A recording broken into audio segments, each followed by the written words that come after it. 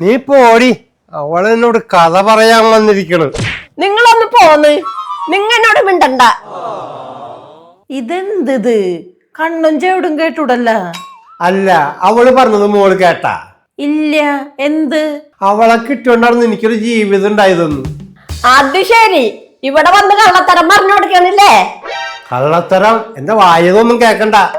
മോളെ, ഇങ്ങേര് പറയണേ ഞാനായിട്ടാണ് നിനക്കൊരു ജീവിതം തന്നെയെന്ന്. അല്ല, ഇപ്പൊ എന്താ പ്രശ്നം?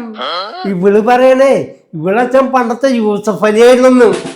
അതെ, എന്റെ പണ്ടത്തെ യൂസഫ് അലിയായിരുന്നു. എന്റെ കേട്ട മോളെ, ഇവളെ വീട്ടുകാരും അപ്പന്നെ ചതിക്കായിരുന്നു.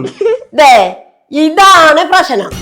തലക്ക് സുഖില്ലെങ്കിലേ ഊടം പറയെ കൊണ്ട് ഇടാൻ പറയും മോളെ. എങ്ങനെ? അത് ശരി, എന്നാ ചതിച്ചതും പോരാണ്ട് നീ എന്നെ പ്രാന്തനാക്കാണ്. ഞങ്ങൾ എന്ത് ചതിച്ചേ? പറ.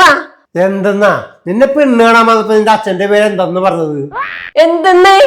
വേലായുധന്ന്. അതിനെന്ത്? എന്നിട്ട് ഇപ്പൊ പറയണേ യൂസഫ് അലി എന്നാണെന്ന്.